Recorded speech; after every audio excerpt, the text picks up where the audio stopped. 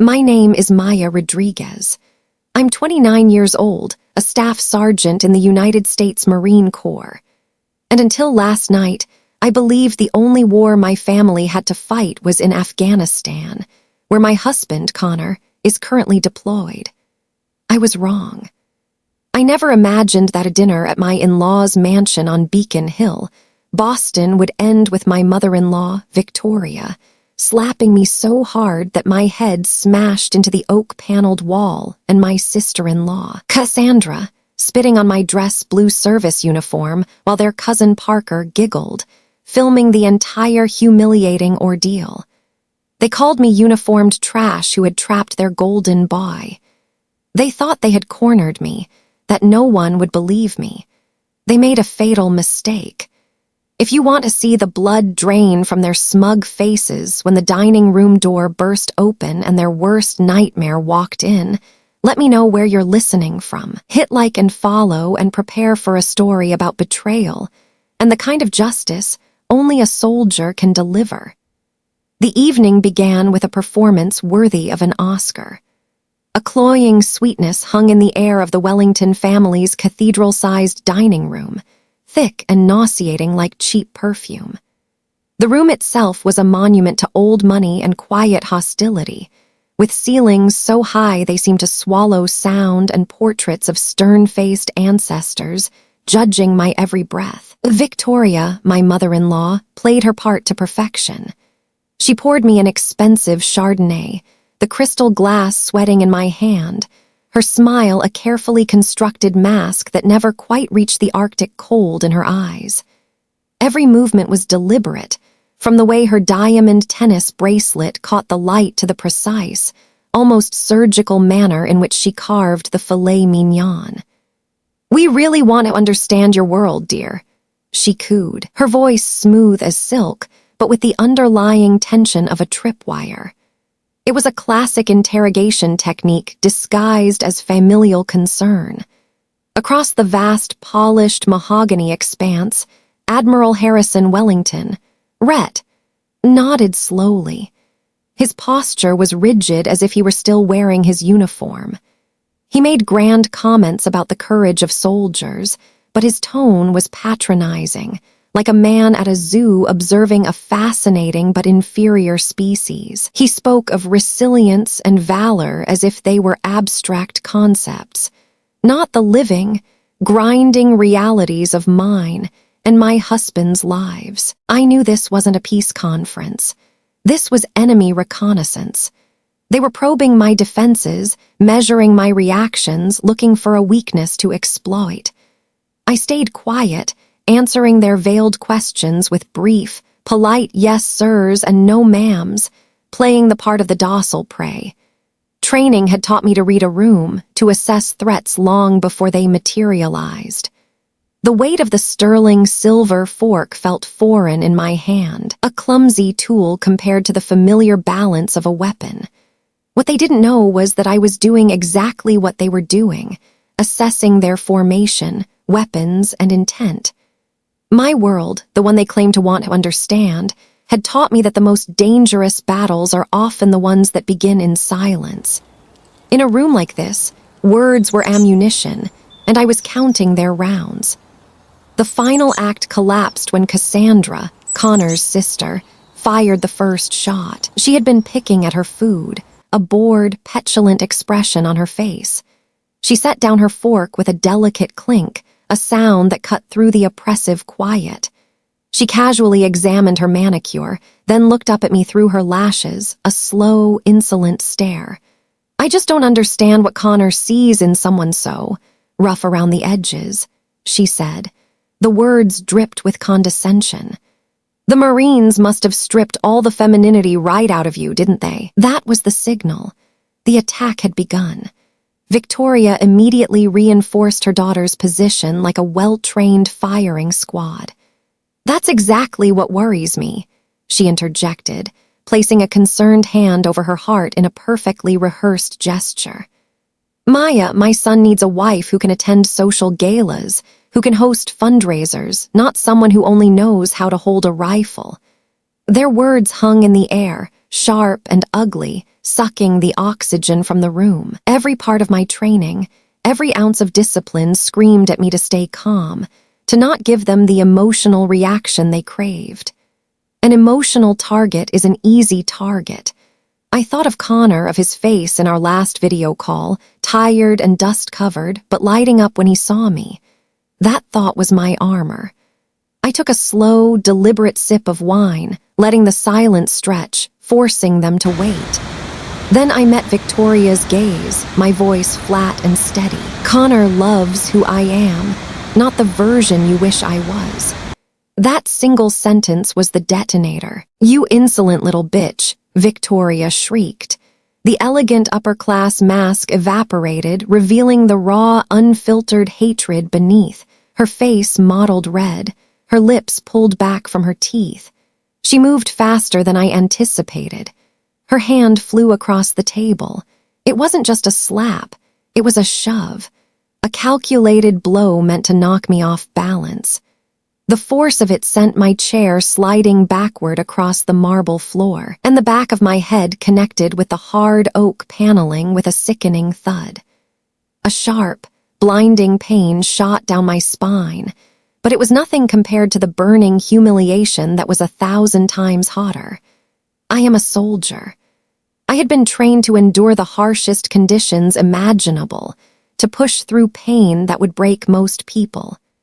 But no training exercise, no SEER school simulation could prepare you for a physical assault from the woman you were supposed to call mother. It was a violation of a fundamental law of nature.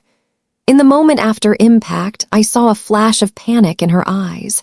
Not remorse for her action, but the primal fear of a predator who had just realized their attack might have been witnessed.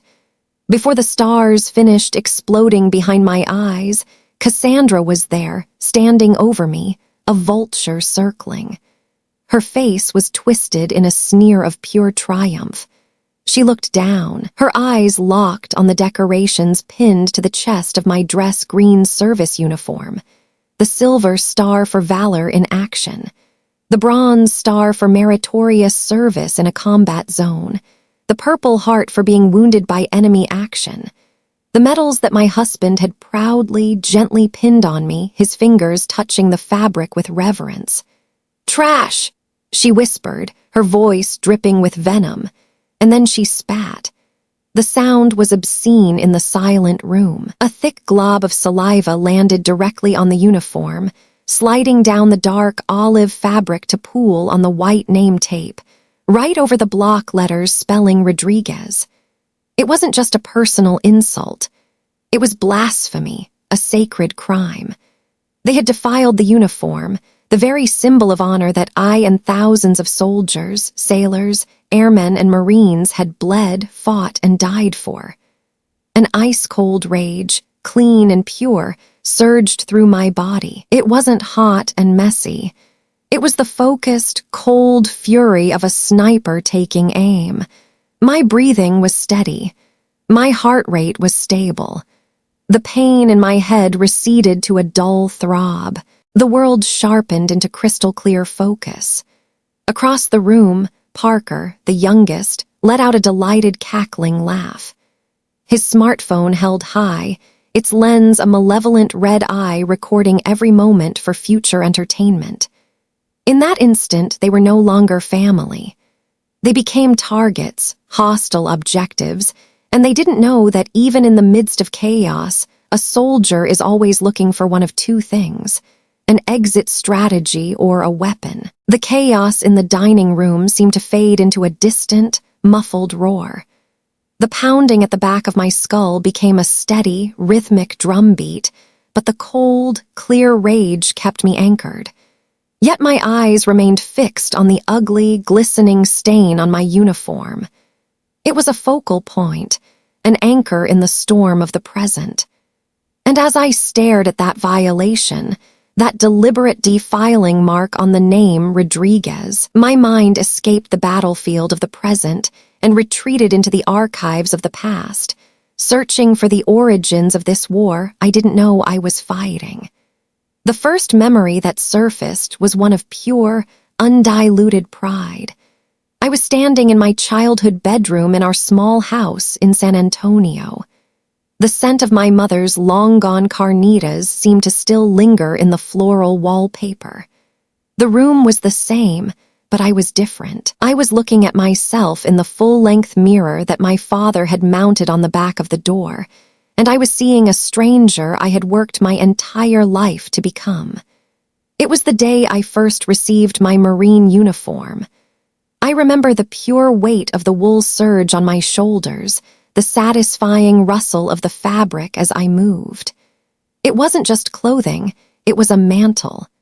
Every sharp crease, every gleaming brass button, every precisely placed insignia was a testament to the oath I had sworn. An oath of service, sacrifice, and honor. My father, a retired welder with hands rough and strong as old mesquite roots, stood in the doorway. He was a man of few words, his emotions forged and tempered in the welding shops that had shaped his life. But when he saw me, his daughter, reflected in that mirror, his quiet composure cracked. His eyes, the same deep brown as mine, welled with tears that carved clean paths through the faint stains of welding oil that never quite washed away completely. His voice was thick with an emotion I rarely heard from him. "Mija, you're carrying the whole country now," he had said, his hand touching the American flag patch on my sleeve as if it were a sacred relic. "Don't ever forget what that means." Now that same uniform, a symbol of my father's tears and a nation's trust, had been defiled by the casual hatred of people who had never known a day of honest labor or a second of sacrifice for anyone but themselves. The contrast was as real and painful a blow as the one Victoria had just dealt me. That memory triggered another, colder one. The first time Connor brought me to Beacon Hill. The Wellington mansion wasn't a home. It was a fortress of wealth, overwhelming and utterly devoid of warmth. Manicured lawns stretched like a sterile green carpet, and the house itself seemed to look down upon the world with aristocratic disdain. Inside, it was a museum of uncomfortable furniture and unspoken rules. Victoria had looked me up and down, her eyes performing a clinical assessment, as if I were a strange insect she had found crawling across her marble floors. Cassandra, oozing condescension, had asked me with a sickeningly sweet smile if I knew which fork to use for the salad. Her question was a thinly veiled insult, a way of marking me as an outsider. Later that night, in the sterile living room that felt more like a luxurious prison cell, Connor had apologized, his face etched with a mixture of love and disappointment. "Just give them time, Maya," he pleaded, his voice full of desperate hope that I now recognize as tragic. "They'll see how amazing you are, I promise." And I had believed him. I, a soldier trained to recognize threats and assess hostile environments, had willingly walked into the most obvious ambush of my life. I had been naive. I thought my patience, sincerity, unwavering love for their son could somehow erode the mountain of their prejudice. I had foolishly believed that our love was a force powerful enough to conquer anything. I had mistaken his love for a shield when, in their eyes, it was exactly what made me a target. The memories kept coming. Each one was another piece of the map of injustice. Our wedding day. It wasn't in a grand cathedral with 1,000 guests. It was on a damp March afternoon in a cramped, soulless courtroom at Camp Pendleton. The air smelled of old paper and cheap disinfectant. Our only guests were two best friends, a fellow corporal and his wife standing as witnesses. No flowing white dress, no towering cake, no string quartet. Just Connor and me, both in dress uniform, standing before a justice of the peace. We spoke our vows, promising to be each other's battle buddies through joy and sorrow for life. It was the most honest and real moment of my life. The Wellingtons refused to come. They sent a courier with an expensive cream-colored card that felt cold to the touch. The message inside was even colder. "We wish you luck with your choice. Not our son's choice, your choice." As if Connor had been a passive victim of my scheme. I saw the flash of deep hurt in Connor's eyes before he masked it with a smile for me. He had chosen me over their expectations, over their dynasty, and for that I had been tried and found guilty. They would never, ever forgive me for that. The final stream of memory brought me to just days ago, to the last video call with Connor. His face was pixelated and shadowed, the connection slow from halfway around the world. He looked exhausted, his jaw tight with the constant tension of deployment, a thin layer of desert dust clinging to his skin. But the moment my face appeared on his screen, his eyes lit up with love so pure and powerful it felt like a physical presence reaching across the thousands of miles between us. "Are you okay? Are they treating you right?" he had asked, his voice rough from fatigue but sharp with concern. He knew them. He knew what they were capable of. And I had lied. I looked into the eyes of the man I loved more than life itself, and I lied to protect him. "Everything's fine, love. I can handle them," I had said, forcing a cheerful smile. I didn't want to add the weight of his family war to the burden of the war he was fighting. I, a Marine staff sergeant, a soldier trained for unconventional warfare, thought I could handle this domestic front alone. I had catastrophically underestimated the enemy. They didn't fight with rifles or explosives. Their weapon of choice was cruelty, a silent and patient poison, and it was a weapon that could pierce any armor. In the quiet aftermath of that night, the cold rage that had crystallized inside me didn't dissipate. It settled deep into my bones, becoming a silent, watchful companion. The map of past injustices was now laid bare, and with that clarity came a quiet, determined acceptance of my reality. I was alone. The life I had with Connor existed worlds away from where the Wellingtons lived, and in his absence, I was a lone operative on hostile ground. The memories of their systematic cruelty became the foundation for a new kind of training regimen. One designed not for a foreign battlefield, but for survival in the Cold War they had been waging against me for years. The first trial of that survival came with the holidays. I remember our first Christmas as a married couple with particular cold clarity. Connor was on his second deployment in Afghanistan. The Wellingtons, I discovered through a glossy society magazine someone had left at the base library, were hosting a lavish week-long holiday party at their ski chalet in Aspen. The accompanying photos showed them clinking champagne glasses wrapped in cashmere, surrounded by dozens of wealthy friends laughing. There were no photos of Connor, no mention of the son and brother serving his country overseas, and certainly no invitation for his wife. I spent Christmas night alone in our small 2-bedroom apartment just outside the base in Oceanside. The air was thick with the silence of hundreds of other families missing someone. I ate a pathetic single-serving frozen turkey dinner, the kind that comes in a black plastic tray, and watched Jimmy Stewart find his will to live again in It's a Wonderful Life. The irony was almost too painful to bear when Connor's call finally came through, crackling over the satellite phone. I plastered a bright, cheerful smile on my face. "We're having a wonderful time," I lied, the words tasting like ash. Sophia's family came to visit from the city.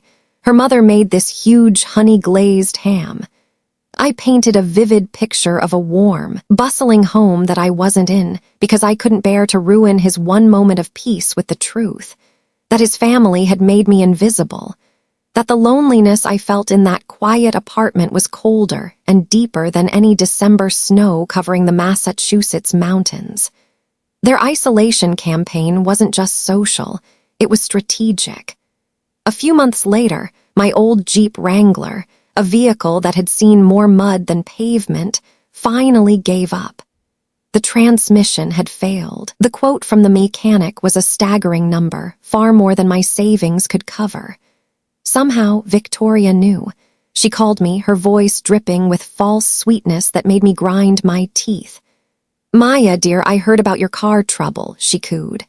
"Don't worry your pretty little head about it. I'll wire you the money. Just consider it a little gift from me to you." I held the phone, my knuckles white. I knew what it was. It wasn't a gift. It was a chain. It was a chain she could use to yank me around, control me, make me indebted to her. She wanted me to need her because needing her meant she owned a piece of me. "Thank you for the offer, Victoria," I said, my voice polite but firm. "But I've got it handled." I hung up before she could object. That month, I picked up weekend shifts at a local bar just outside the base, the kind of place with sticky floors and the lingering smell of stale beer. For 4 straight weekends, I served beers and wiped down tables, my back aching and my feet screaming in protest. I came home long after midnight, my hands smelling of bleach and fried food. But at the end of the month, I walked into that mechanic's shop and paid for the repairs in cash. My hands were rough and calloused, but my self-respect was intact. It was a small victory, but it was mine. In the middle of those long, cold months of quiet endurance, a package arrived. A simple cardboard box, battered with Connor's familiar handwriting on it covered in customs tape from an APO address. My hands trembled slightly as I cut it open. Inside, nestled in crumpled newspaper, was a silk scarf, the most brilliant cerulean blue I'd ever seen, impossibly soft and warm to the touch. Tucked inside was a handwritten letter on a scrap of wrinkled paper. "Bought this at a market near the base," he wrote. "The old man selling it said, 'This blue is the color of hope. I'm sending all my hope to you, Maya. Stay warm.'"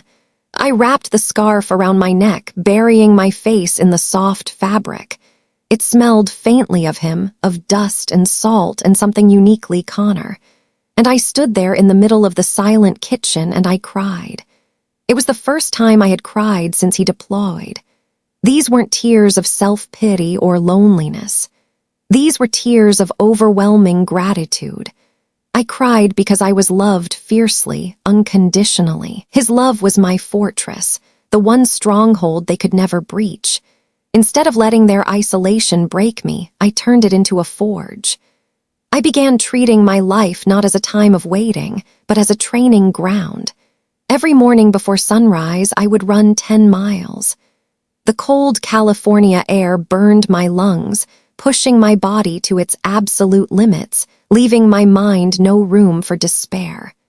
I spent hours at the shooting range, the precise, methodical focus on targets clearing my head of the toxic noise of the Wellingtons, the sharp crack of the rifle, the kick back into my shoulder. It was a form of therapy. I read everything I could get my hands on. Books on military strategy, on psychology, on the leadership tactics of great figures who had faced impossible odds. I wasn't just keeping in shape for the next deployment. I was, without fully realizing it, forging the weapons I would need for the war that was already present here on my own soil. The Wellingtons thought their silence and exclusion would weaken me, that it would make me small and desperate. But they were wrong. Isolation doesn't just test your strength, it reveals it. And in that solitary forge, I wasn't growing weaker. I was being tempered into steel. Steel is forged in fire and then tempered in water. My isolation was the fire that hardened me, shaped my resolve. But a person can't live in fire forever. There were days when the silence in my small apartment wasn't a training ground, but a crushing weight. Days when the 4 walls felt like they were closing in, and the only friends I had were the ghosts of my husband's presence. It was on one of those days when the quiet became too loud to bear that I found my water. I found my tempering. It was a small, humble diner a few miles from the base, tucked into a tired-looking strip mall. The flickering neon sign with busted lights read, "The Warrior's Rest." It was the kind of place you could easily drive past 100 times and never notice. But that day, I pulled the Jeep into the parking lot, needing nothing more than to be surrounded by the anonymous chatter of strangers. The moment I stepped inside, the warm, comforting smell of garlic, coffee, and frying bacon wrapped around me like a blanket. The place was run by a woman who seemed to be a permanent fixture behind the counter. She was in her 60s with a mass of black hair fighting to escape from its bun and hands constantly dusted with flour. Her name was Rosa. Her smile was as warm and genuine as the steam rising from the coffee pot, and it reached all the way to her kind, knowing eyes. She didn't know who I was, but the first time I walked in, dressed in fatigues, she took one look at my face and seemed to understand everything. She simply wiped her hands on her apron, pointed to a worn booth in the corner, and said in a voice that was both gravelly and melodic, "You look tired, Mija. Sit. Buela will make you some enchiladas." I didn't have the energy to argue. I just slid into the booth and sat there in silence as she brought me a plate of the most delicious enchiladas I'd ever tasted, rich with cheese and a sauce that tasted like it had been simmering for generations. I ate slowly, and for the first time in months, I felt something other than loneliness or anger. For the first time, I felt like I was home. That diner became my safe house, my forward operating base in the war of attrition against my own loneliness. Rosa never asked me about my in-laws. She never pried into my life or Connor's deployment. But she knew. A woman whose husband, a master sergeant, had been killed by a roadside bomb in Iraq. She had a sixth sense for the invisible wounds that soldiers and their families carry. Sometimes I would just sit at the counter sipping black coffee, and she would work in comfortable silence, only stopping to place a plate with a warm cannoli in front of me.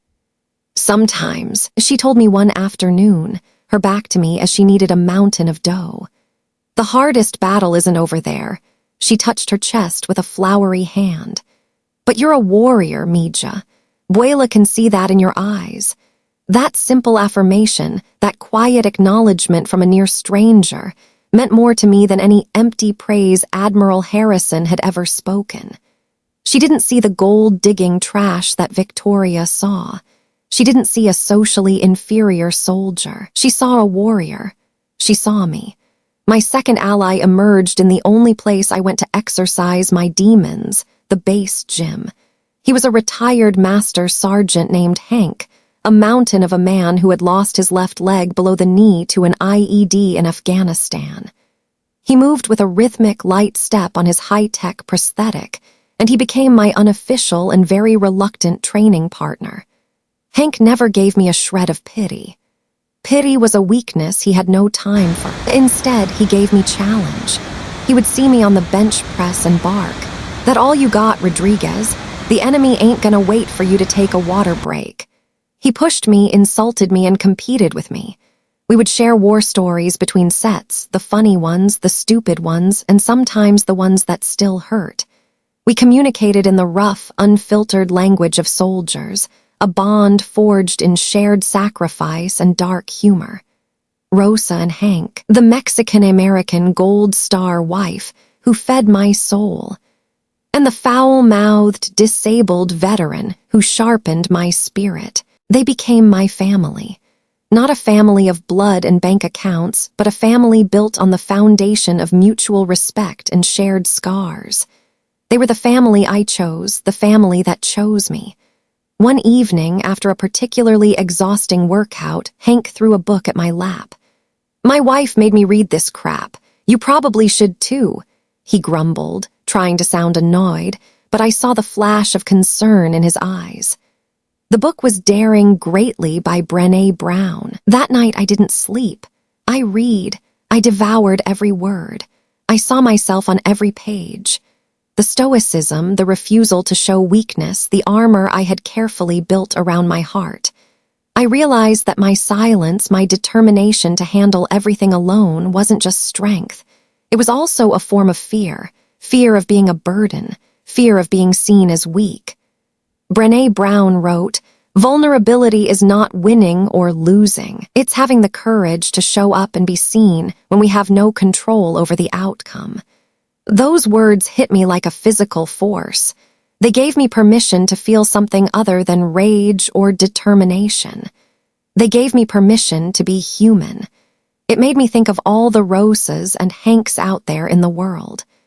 The people who step in and become the family we need exactly when we need them most. If you have someone like that in your life, someone who saw you when you felt invisible, I want you to hit the like button right now to honor them. And in the comments below, just write the name of the family member you chose. Let's fill this space with their names. That night, for the first time, I took out a piece of paper and a pen. I wrote a long, long letter to Connor. I told him everything. Christmas in Aspen, the broken Jeep, the constant subtle cruelties. I wrote until my hand cramped and the paper was stained with tears I didn't even know I had left to cry. I folded the letter, sealed it in an envelope, but I didn't send it. I didn't need to. The act of writing it, of finally allowing myself to be vulnerable on the page, had freed me. It was my own declaration of courage, my first step in daring greatly. The fragile peace I had built in my small corner of California, the warmth found at Rosa's counter, and the strength forged in the gym with Hank was shattered by the shrill, unwelcome ring of my phone. I saw the name flashing on the screen, Victoria Wellington, and a cold dread washed over me. For one foolish, fleeting moment, a small, naive part of me wondered if this was the time. The apology, the olive branch, the part of my heart that still believed in family dared to hope. I was wrong. Maya, dear, her voice slid through the phone, coated with a layer of sweetness so thick it was alarming. It was the voice she used when moving chess pieces on a board. I was just thinking about you. It must be terribly lonely down there all by yourself. The family is having a little get-together this weekend at the yacht club. We all want you there. We really want to make things right. Every instinct honed through years of military training screamed at me. Ambush, danger, trap. This wasn't an olive branch. It was bait. But then Brené Brown's words echoed in my mind. The courage to show up and be seen. I had been hiding, surviving in self-imposed exile. But courage wasn't about avoiding the fight. It was about choosing your terms of engagement. My terms had changed. I would no longer show up hoping to be accepted. This time, I would show up on a reconnaissance mission. I would gather intelligence. That's very thoughtful of you, Victoria, I replied, my voice completely flat and controlled. I'd be happy to attend. When I told Rosa as she was wiping down the counter at the diner, she stopped her rag midair, her warm eyes filled with deep maternal concern. She reached across and squeezed my hand. Be careful, Mija, she whispered, her voice low and serious. A wolf never changes its fur. It only learns to wear sheep's clothing better.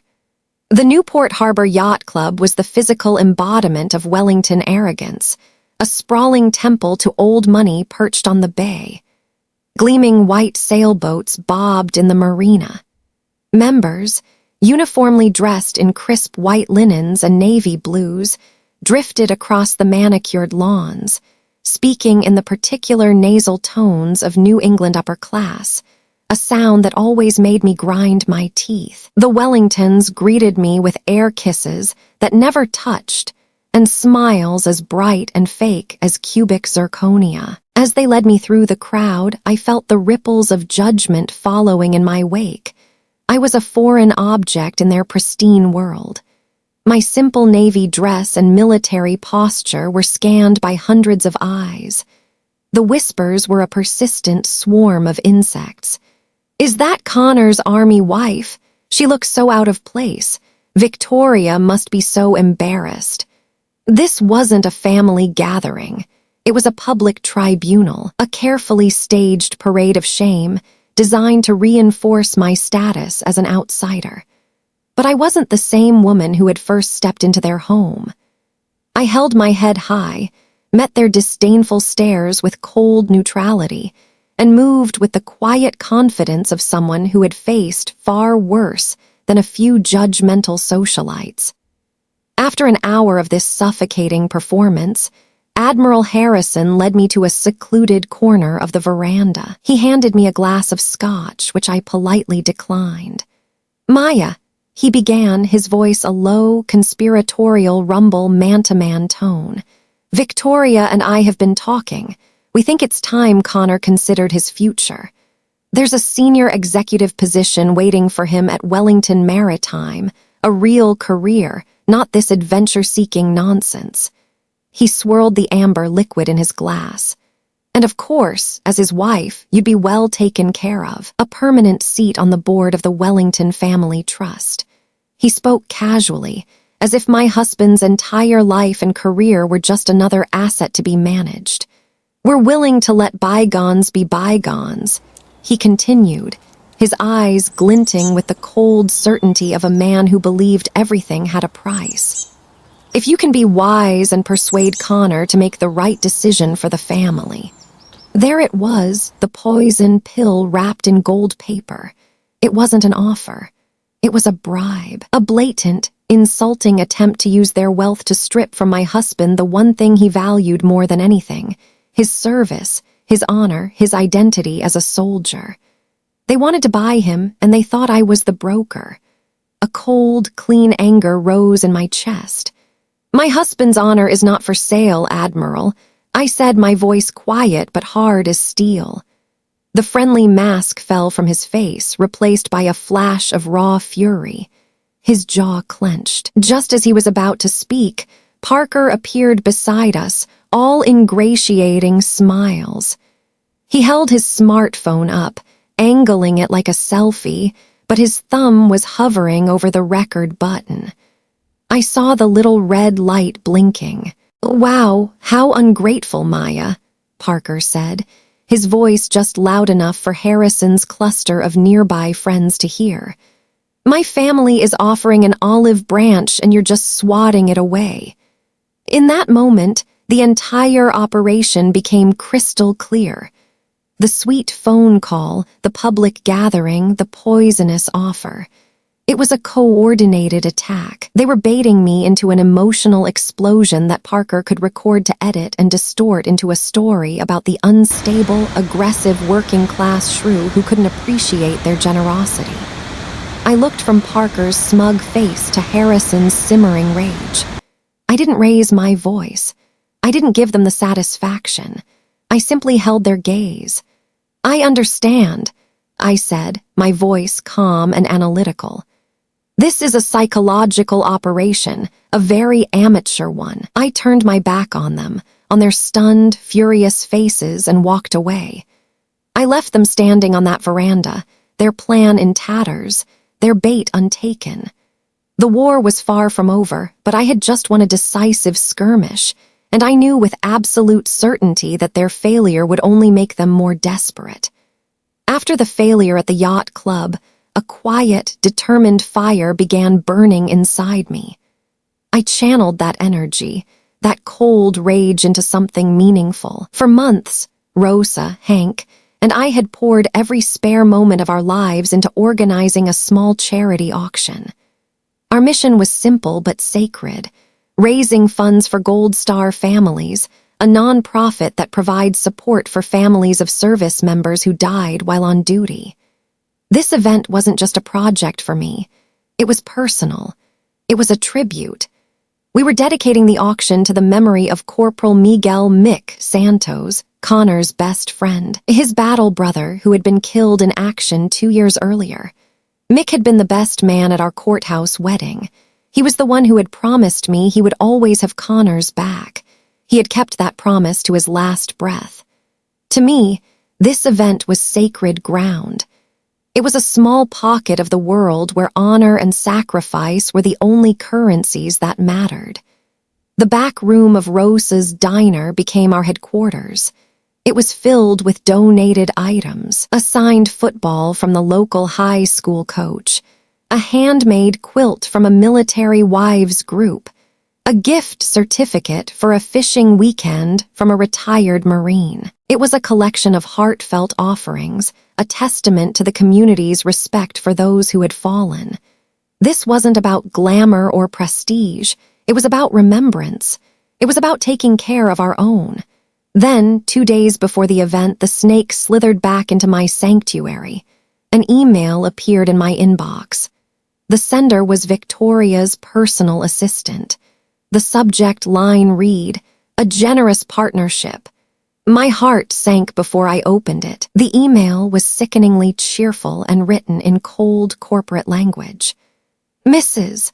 Wellington is pleased to announce her intention to become the primary sponsor for your lovely event." It began. "She has arranged for the Wellington Maritime Company logo to be prominently displayed on the main stage banner and in all event materials. A public relations team will also be on site to document the family's generous contribution for media distribution." I had to read it 3 times. My vision blurred. The words swam on the screen, but their meaning was brutally clear. They weren't offering to help. They were staging a hostile takeover. They wanted to slap their defiling corporate logo on Mick's memory.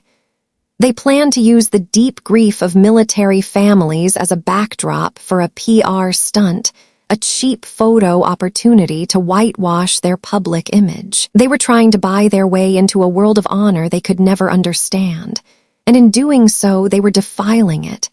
They wanted to spit on something else I held sacred. That was it. The final line had been crossed. The carefully built dam of restraint which had held back years of contempt, insults, and cruelty finally burst. I didn't call. I didn't text. I got in the Jeep and drove. The 3-hour drive to Boston was a blur. I didn't listen to music on the radio. I didn't see the autumn leaves of rural California. All I saw was red. A cold, focused, tactical rage enveloped me. This was no longer a family dispute. This was blasphemy, and they had just declared war on my friend's memory. I didn't bother knocking. I pushed the heavy oak door of the Wellington mansion open and stepped straight inside. The family had gathered in the cathedral-sized living room, sipping afternoon cocktails, laughing at some tasteless joke. They looked up, smiles freezing on their faces when they saw me. I must have looked like the angel of death. "Get out of my event," I said. My voice was low, emotionless. It was cold and sharp as a shard of ice. Victoria was the first to recover. She let out a small, contemptuous laugh, a tinkling sound that grated on my nerves. "Don't be so naive, Maya. We're helping you. The Wellington name brings prestige. It will help you raise more money than you could ever do on your own." "I don't want your dirty money," I snarled, the sound tearing from my throat. "This isn't a business transaction. This is about honor." Cassandra, sprawled on the silk settee, scoffed. She looked me up and down with pure disdain. "Honor," she mocked. "What does a welder's daughter know about honor?" And that was the final word, the one that ignited the gasoline. Every ounce of control, every part of the disciplined soldier I had trained myself to be vanished. All that remained was raw, unfiltered rage. "Honor." The word exploded from my lungs, a roar that silenced the room, making the crystal on the bar cart tremble. I took a step forward, my eyes locked on Victoria. "You want me to tell you about honor? I'll tell you about honor. Honor is Corporal Miguel Santos using his body to shield my husband from incoming fire and taking the bullet meant for him. Honor is my father working 3 shifts at the welding shop with blistered hands so I could have a chance at college. Honor is the flag they drape over a coffin and the tears of a mother who will never see her son again. Honor is everything you will never be, and it's the one thing your money will never, ever buy." My voice trembled, but not from weakness. It trembled with the power of every injustice, every insult, every moment of contempt I had ever endured from them. I pointed a shaking finger straight at Victoria's shocked, pale face. "You made a fatal mistake," I said, my voice dropping back to a deadly whisper. "You stepped onto my battlefield. And I swear to you, from this moment, my silence is over. The war has begun. I turned on my heel, back straight, leaving them frozen in a tableau of shock of their own making. As I walked out that door, I knew what I had to do. I wasn't just defending myself anymore. I was going to destroy them. There are things in life that are sacred. Family, love, and for many of us, the honor of those who serve and sacrifice. They had crossed a line that should never be crossed. If you believe in protecting that kind of honor, hit the like button for every soldier like Mick Santos. And in the comments, I just want you to write one single word that the Wellingtons will never understand. Honor. I know they underestimated me before, but now they had no idea what enemy they had just created. The drive back to Oceanside from Boston was 3 hours of silent highway lights and simmering focus. The explosive rage that had erupted in the Wellingtons' living room had cooled, crystallizing into something far more dangerous. Cold, clear, tactical certainty. My emotions had been a burden.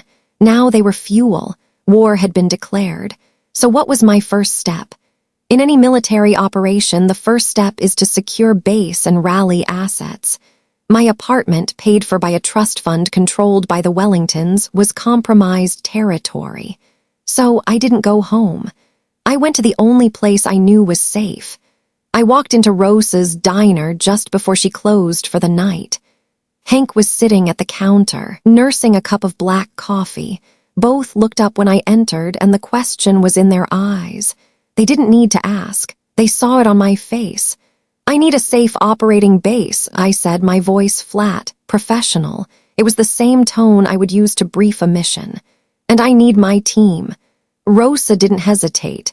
She simply nodded, untied her flour-dusted apron, and hung it on its hook.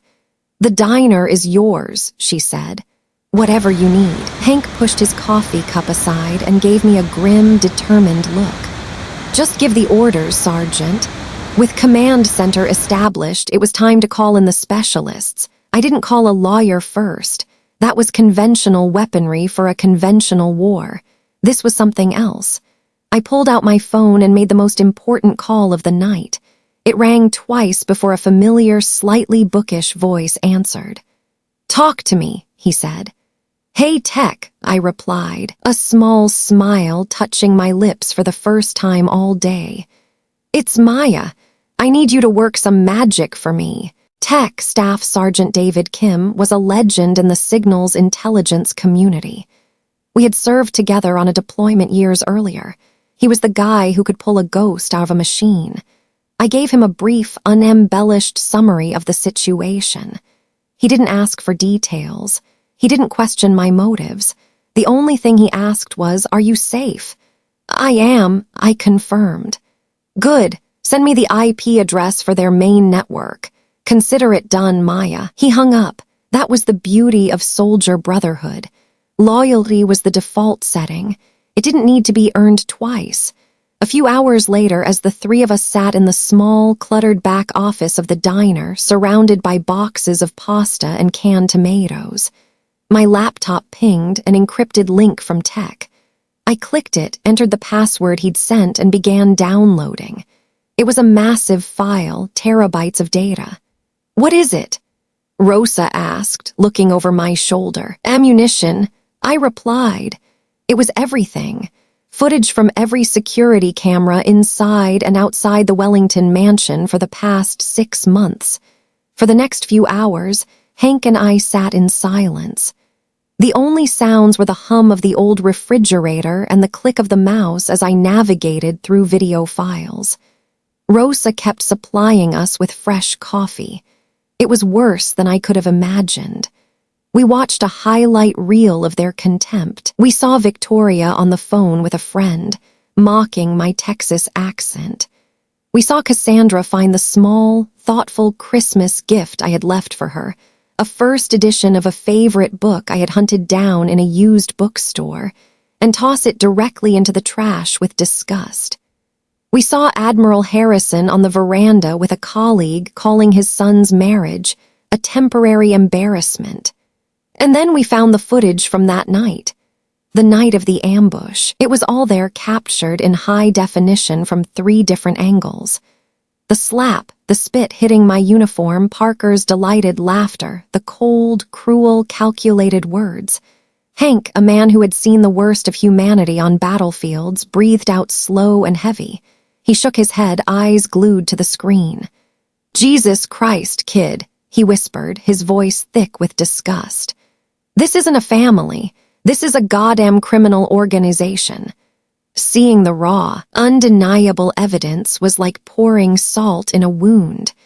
But it also clarified. It burned away any remaining doubt, any lingering sentiment. It hardened my resolve into something unbreakable. I took a large sheet of butcher paper from the roll Rosa used to cover tables and spread it across the table. In the center, I wrote the mission objective, justice, and boundaries. From that central point, I began mapping out my war. My plan would proceed on 3 fronts.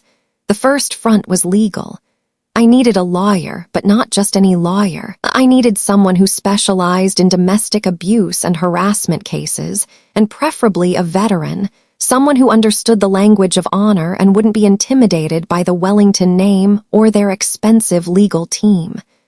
The second front was information warfare. My strategy here was simple: disappear.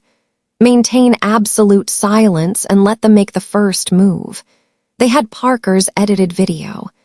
They thought that was their ace. My unedited multi-angle footage wasn't just a weapon. It was a tactical nuclear bomb to be deployed only when it would cause maximum strategic damage. Sun Tzu's words, which I had scrawled on a sticky note and stuck to my bathroom mirror years ago, came to mind. "Know your enemy and know yourself, and in 100 battles you will never be defeated." The third and most important front was personal. I had to inform Connor. He deserved to hear the unvarnished truth directly from me, not through the distorted lies of his family. I knew a phone call was too risky and too emotional. He was in a hostile environment. He needed to focus on his mission, not on the war at home. So, I opened the encrypted email app and composed a message to his secure address. I wrote it like a situation report, brief, factual, and to the point. I told him that the situation on the home front had escalated, hostile action had been taken by his family, and I had secured evidence and was implementing countermeasures. I assured him that my personal security was guaranteed and told him to focus on his mission. I ended with, "Love you over and out." I hit send. No part of me worried he wouldn't understand. We weren't just husband and wife. We were battle buddies, and now we were at war. The Wellingtons, cornered and panicking, made a classic tactical mistake. They underestimated the enemy. My silence wasn't weakness. It was discipline. It was the calm before the storm. And they, in their arrogance, had walked straight into it. 2 days after my visit, my lawyer, a retired Marine colonel named Thompson, who had the calm, quiet predator stillness of a sniper, forwarded me an email he had received. The Wellingtons were calling a press conference at their high-powered law firm's Manhattan office. Tech, my friend from Signal Intelligence, had worked his magic. He sent me an encrypted file containing the guest list and talking points for the press conference. It was exactly as I had predicted. They had invited a select group of sympathetic journalists and were preparing to paint me as an unstable gold-digging aggressor. The centerpiece of the presentation would be Parker's carefully edited video designed to show me as the out-of-control villain. Tech sent a follow-up message. "They're planning a public execution, Maya. Be careful." I typed back a short reply. "They're not preparing for my execution, Tech. They're setting the stage for me." On the day of the press conference, Colonel Thompson and I arrived at the gleaming, soulless skyscraper in Midtown Manhattan. We didn't go inside. We waited in the black town car parked across the street, watching the curated list of reporters file into the building. From my vantage point, I could see the conference room through the large plate glass windows, a stage, a podium, and a large screen behind it. My battlefield. "You ready for this, Staff Sergeant?" Thompson asked, his voice a low rumble. He hadn't flinched once when I showed him the unedited videos. He had simply nodded and said, "Good, now we have them." "Yes, sir," I said, my heart beating a steady drumbeat against my ribs. "Operation is a go." We watched as the Wellington clan took their positions. Victoria, dressed in morning black Chanel, dabbed at dry eyes with a silk handkerchief. Admiral Harrison stood rigidly beside her, the very picture of a wronged patriarch. Parker and Cassandra hovered behind them, faces arranged into masks of somber concern. It was a masterful performance. Victoria stepped to the podium. Her voice, trembling with practiced grief, filled the room.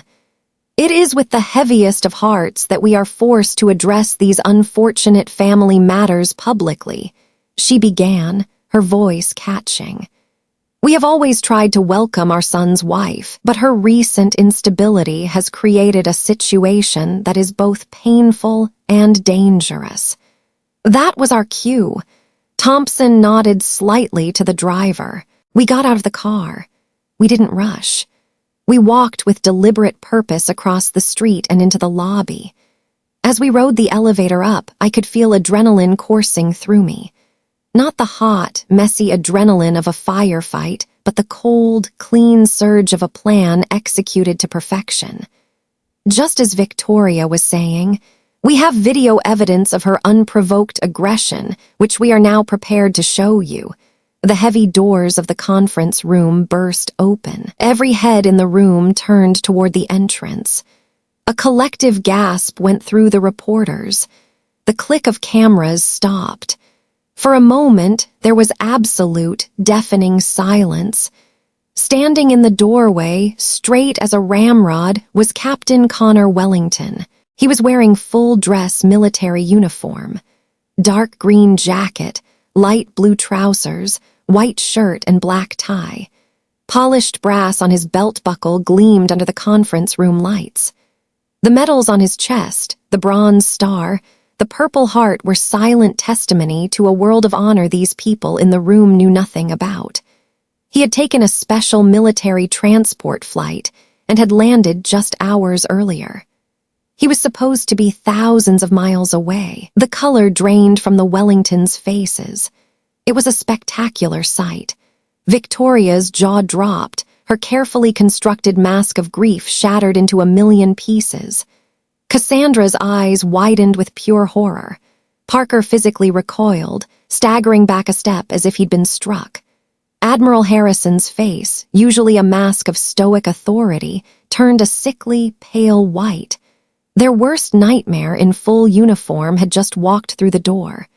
Connor's eyes swept the room, cold and hard as granite before they landed on his family. He stepped forward, his footsteps echoing in the stunned silence. He didn't look at me. Not yet. His focus was entirely on the enemy. "Mother," he said, and his voice cut through the air like a razor blade. It was quiet, but carried an authority that filled the entire room. "I believe you've omitted a few key details from your story." He walked straight to the podium and stood next to his trembling mother. He faced the stunned reporters, his gaze unwavering. "My name is Captain Connor Wellington. I'm home a little earlier than expected," he said, his voice ringing with command. "I was standing outside the dining room door on the night in question. I heard you planning to destroy my wife's reputation. I heard you, Parker, bragging about how you would edit the video to make her look like the aggressor." Each word was a hammer blow, driving another nail into the coffin of their lies. "He's lying," Victoria shrieked, her voice shrill. He has PTSD, he doesn't know what he's saying." Admiral Harrison found his voice and roared. "My son is unwell, this is a private matter." The reporters erupted into a frenzy of questions. Connor raised his hand and the room fell silent again. He looked at his father, something, perhaps pity, in his eyes. Then it vanished, replaced by icy determination. "Perhaps," Connor said, his voice, dropping to a dangerously calm level. We should review the complete, unedited events of that evening just to clarify things. He nodded slightly in our direction. That was Thompson's signal. The colonel, moving with the economy of motion of an old soldier, strode to the front of the room, pulled a small USB drive from his pocket, and plugged it into the laptop connected to the projector. The massive screen behind the Wellingtons, which had been displaying the law firm's logo, flickered and then came alive. It was security camera footage, uncut, unedited from 3 different angles. The entire room held its breath. They watched the slap. They saw Cassandra's contemptuous smile as she leaned in. They witnessed her disgusting act of spitting on my uniform. They heard every cruel, calculated word, every threat, every hateful scream. The click of cameras started again, this time an unrelenting, frantic barrage, like machine gun fire. The reporters' faces were a mixture of shock and predatory delight. They knew this was the story of a lifetime. Victoria made a small choking sound and collapsed into her chair, face in her hands. Cassandra covered her face, turning away from the screen as if she could hide from her own vile actions. Parker, the brave little filmmaker, looked like a cornered rat, eyes darting around the room, looking for an escape that didn't exist. The video ended. Connor stepped away from the podium. He walked straight to me. He ignored the reporters, ignored his broken family. He took my hand, the grip firm and steady. Then he turned to face the podium one last time, his voice ringing clear and true for everyone to hear. "She is my family," he declared, his eyes locked with his father's. "And you just declared war on both of us. Victory isn't a single explosive moment. It's a shockwave. What happened in that Manhattan conference room wasn't the end of the war. It was the detonation. In the days that followed, Connor and I found ourselves at the epicenter of the fallout. The story exploded. Not just mainstream news that delighted in taking down a powerful old money family. It was our world responding with full force. Task and Purpose and Military Times, respected publications read by everyone in uniform, ran the story with scorching headlines. The Beacon Hill disgrace. Wellington patriarch humiliates Marine daughter-in-law. The unedited video was everywhere. The military community, a fiercely protective tribe, was outraged. The story of a decorated soldier being spat on by wealthy elites was the kind of story that ignited a firestorm. The consequences for the Wellingtons were swift and brutal. We didn't have to lift another finger. The machine of public opinion, once started, did the work for us. Admiral Harrison was forced to resign from the boards of 3 different defense contractors. Wellington Maritime faced boycott calls. The family retreated behind the high walls of their Beacon Hill fortress, but the damage was done. Their name, once a symbol of power, was now synonymous with disgrace. Connor and I chose silence. We declined all interview requests, letting the truth of that video speak for itself. But public victory is different from private peace. The night after the press conference, back in our small apartment near Camp Pendleton, the adrenaline finally faded, leaving behind a deep exhaustion. The silence in the room was heavy, full of everything unsaid. Connor wouldn't let me go. He just held me, arms wrapped around me as we sat on our beat-up old couch. I could feel a slight tremor, almost imperceptible, running through his body. It wasn't just anger anymore. It was grief. It was his family, his blood, and he had just witnessed its complete moral collapse, had been forced to be the one to expose it to the world. A son should never have to do that. "I'm sorry, Maya," he whispered into my hair, his voice thick. "I'm so sorry I didn't protect you from them sooner." I leaned back and looked at him, seeing the deep sadness in his eyes. "You were there when it mattered most," I said gently. "You came home, you chose the right side, battle buddy." He tried a small, pained smile. "Always," he said. "That's all we need." In that moment, the noise of the outside world faded, and there was just us. Two soldiers in the quiet aftermath of a victorious battle, beginning the long process of counting the cost. A week later, a crisp cream envelope arrived via courier from Colonel Thompson's office.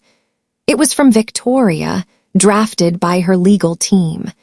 It was a masterclass in corporate non-apology, full of legally approved empty phrases like deepest regret regarding the unfortunate chain of events, and a sincere hope for family reconciliation. There wasn't an ounce of genuine remorse in it. It was the letter of a CEO managing a PR crisis, not a mother speaking to her son and daughter-in-law. That evening, Connor and I took the letter out to the small, patchy backyard of the apartment complex. We stood by the communal rust-spotted grill, the last rays of California sun painting the sky in orange and purple. We read it one last time, the empty words feeling like ash in our mouths even before they were burned. Connor took out his Zippo lighter, the one he had carried through 3 deployments. With a flick of his thumb, a small, steady flame appeared. He held it to the corner of the expensive paper. We watched as the fire caught, curling the edges, turning the carefully crafted lies to black. The flame consumed the deepest regret and swallowed the hope for reconciliation until nothing remained but a fragile, glowing skeleton of ash. "No going back," Connor said, his voice quiet but resolute. The last of the embers floated up into the twilight and disappeared. "We build our own family, Maya, starting now." He was right. The final step was making that separation official, turning our emotional boundary into a legal fortress. Colonel Thompson drafted the settlement agreement. The terms were non-negotiable. The Wellingtons had to issue a formal public apology, drafted by us. They had to contribute a significant 7-figure sum to the Gold Star family's charity we had organized the fundraiser for, and most importantly, a permanent restraining order, legally binding. Any attempt to contact us directly or indirectly would be considered harassment and would trigger severe legal penalties. They signed without a fight. They had no other choice. We had established a demilitarized zone around our lives, a boundary they could never cross again. In the quiet days that followed, I thought a lot about forgiveness.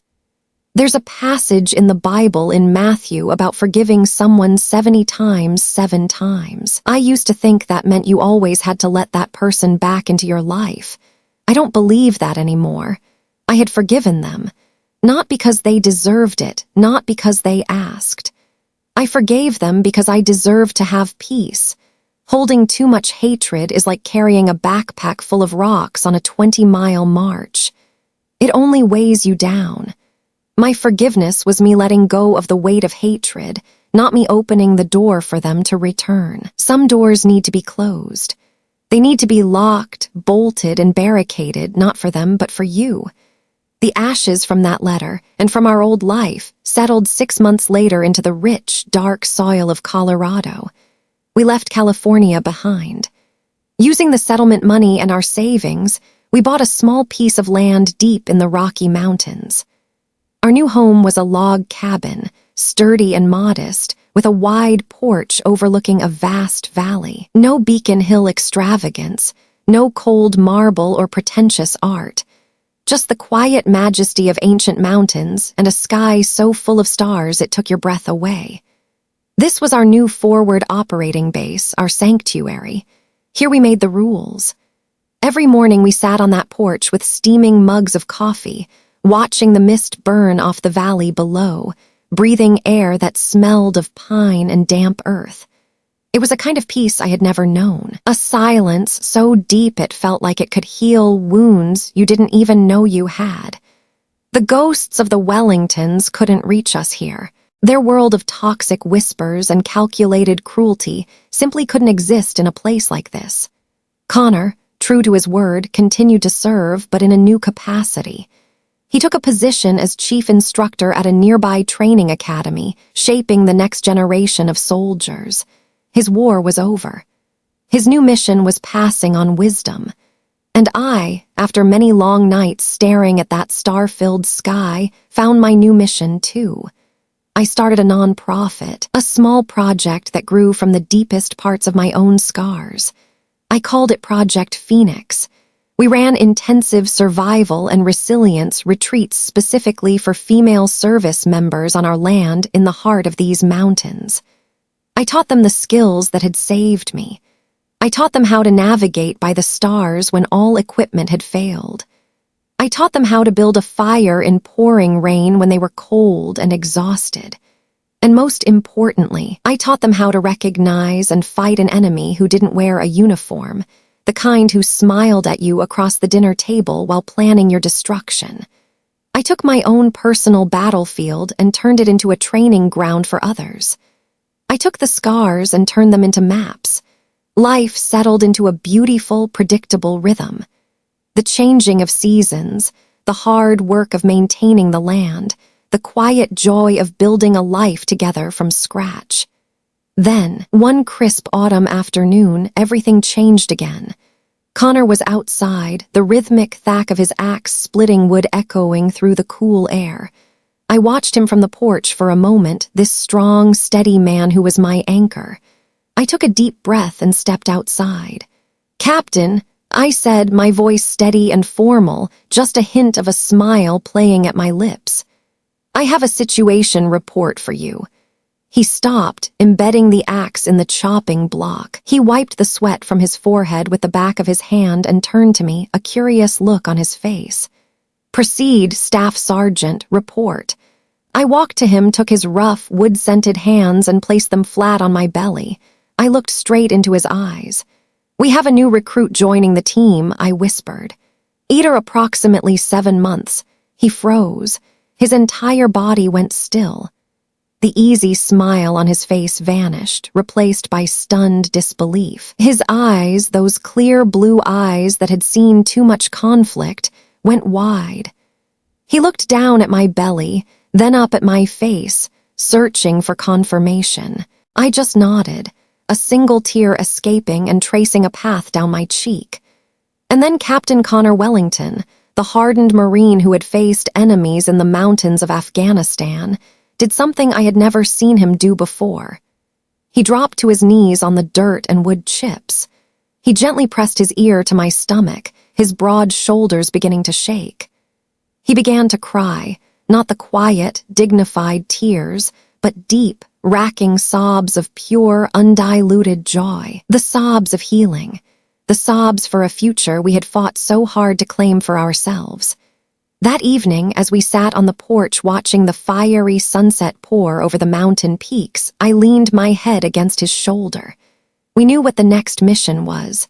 We would raise this child under a new set of rules, the Rodriguez-Wellington Protocol. Rule number 1, loyalty is paramount. You stand by your team always. Rule number 2, honor isn't something you have, it's something you do. It's in your actions, not your name. Rule number 3, family is the people who fight beside you, not just the people who share your blood. The war with the Wellingtons had been brutal. It had cost us dearly, but in the end it gave us the most precious gift, freedom. Freedom to define our own family. Freedom to live by our own rules. And freedom to know that when two soldiers stand together, they can face anything the world throws at them. In the military, we have a saying, embrace the suck. It means accept the misery of a situation and push through it. But I learned a bigger lesson. Don't just embrace it. Use it as fuel. Let it forge you into something stronger. And then, when the time is right, build your own damn sunrise. And that, more than any victory on any battlefield, is what real victory feels like. My story, the one defined by the Wellingtons, was over. But the one Connor and I are writing now has just begun. The Rodriguez-Wellington Protocol guides our family. But its most important lesson is that you have the power to write your own rules for life. My journey is proof that you can break free from the protocols others impose on you and create your own. For more stories about resilience and forging your own path, make sure to hit subscribe and turn on notifications. I want to leave you with a question. In the comments below, tell me, what's rule number 1 in your life protocol?